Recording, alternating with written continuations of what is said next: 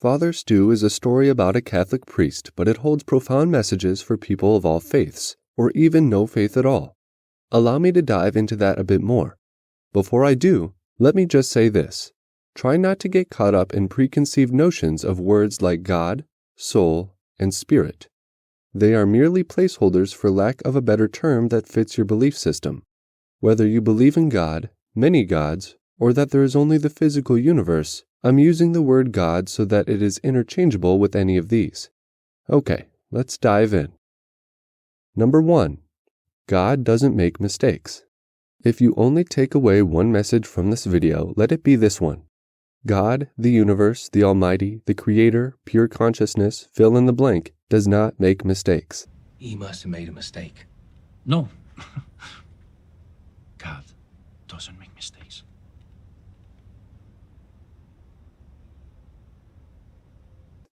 Let's not breeze over this statement. This is exceptionally profound. If you reflect on this statement, you will understand its implications. It means that there is nothing to regret about your past or your current situation. Absolutely nothing. Learn how to put all those regrets behind you. Learn how to forgive yourself. Understandably, this is easier said than done, but do get started. It also means that there is nothing wrong with you. You are not a mistake. Nothing you have done is a mistake. They are experiences you were meant to have. Well, God will put me right where He wants me to be.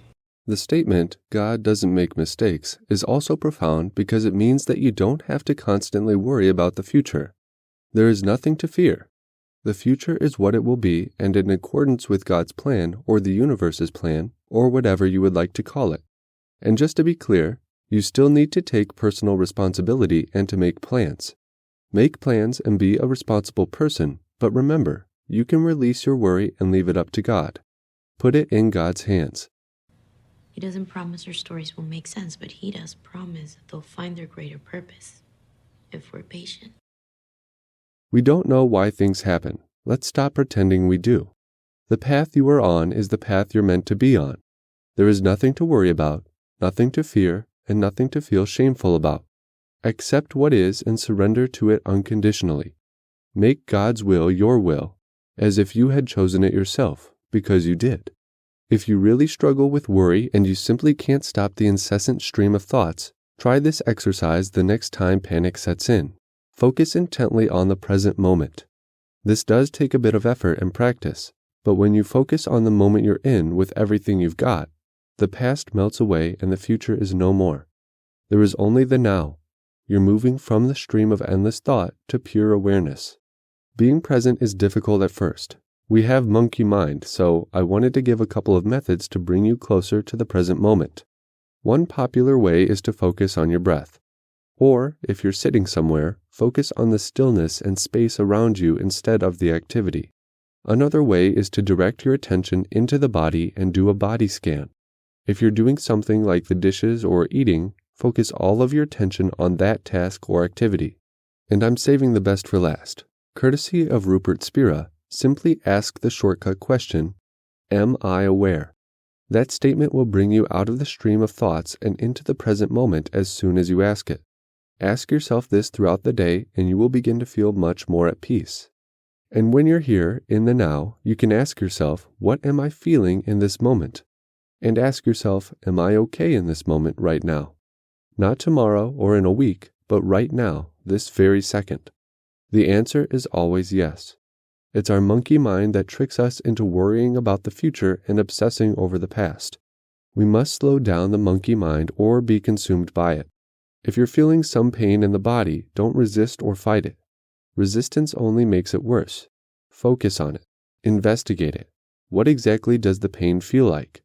When you shine a light on it with your conscious attention, when you observe it instead of becoming identified with the pain, you will see it for what it is. Unless you've tried this yourself, you cannot say it's nonsense. Open your mind and give it a try. If you want more on this, I've provided a link to the Power of Now book summary in the description below.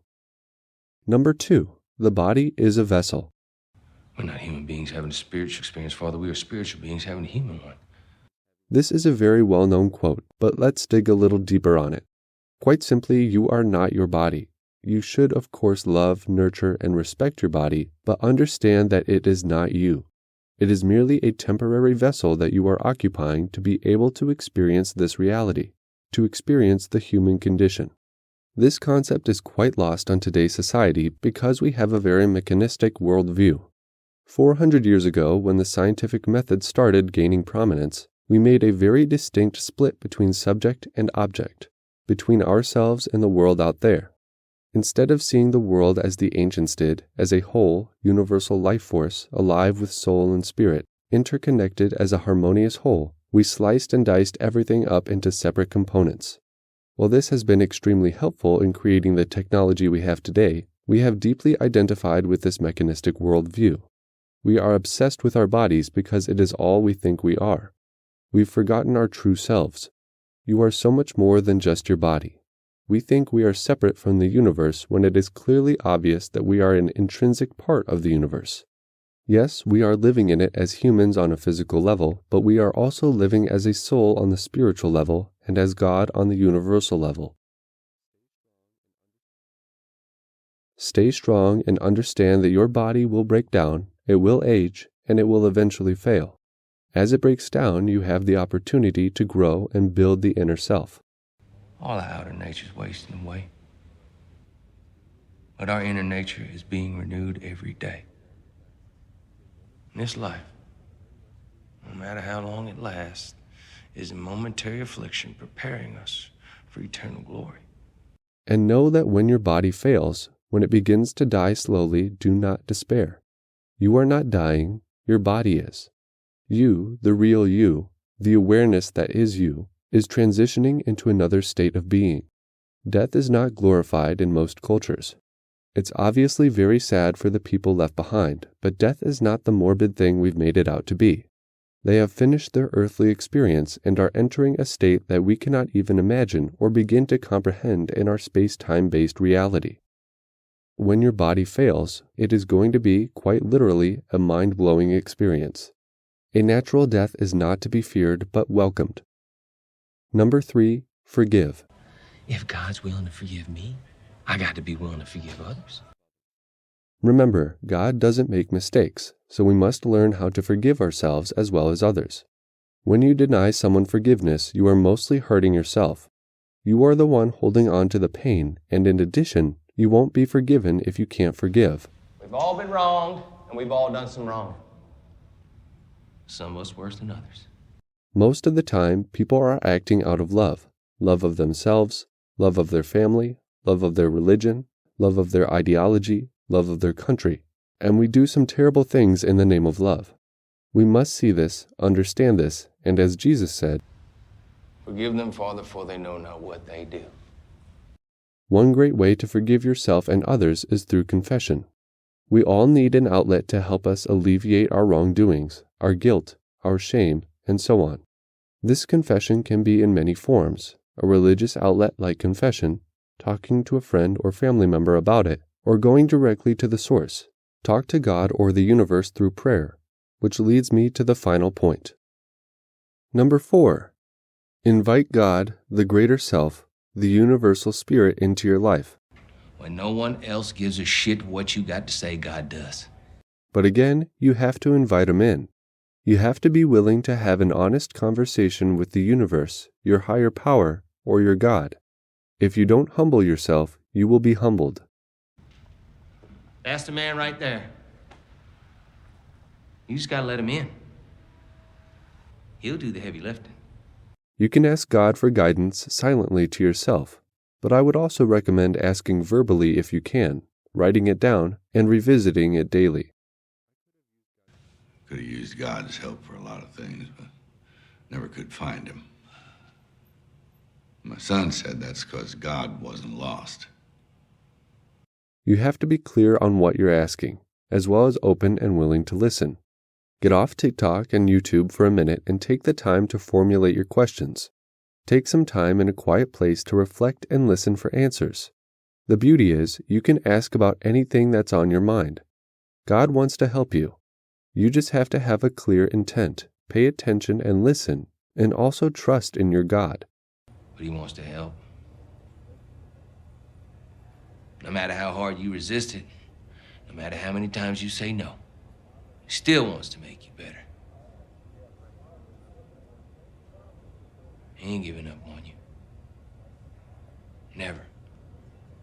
Don't you dare go giving up on yourself.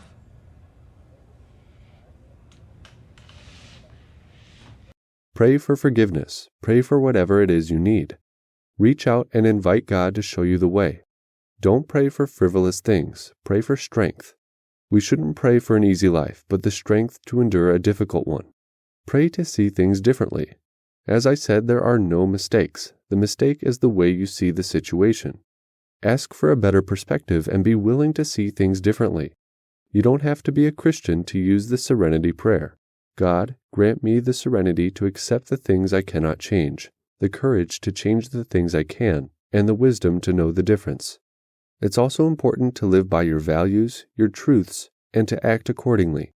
If you're not honest with yourself, if you're not honest with the universe, it won't work because you can't fool God. And maybe no one's done good enough. You can be angry at God from time to time, but express that frustration. Keep the communication lines open. Don't turn away from God and don't blame Him for injustices. Whole world was wrong when it came to me. Every all I had was beating back at the world I thought had done me wrong. This was Father Stu's war against God's injustice, which I might add is a major theme in the movie. Life's gonna give you a gut full of reasons to be angry, kid. You only need one, to be grateful. These practices, accepting what is, realizing that you are much more than just your body, forgiving yourself and others, and conversing with your higher power, will bring you closer to God, the universe, pure conscious awareness, or whatever you want to call it. Thanks for watching.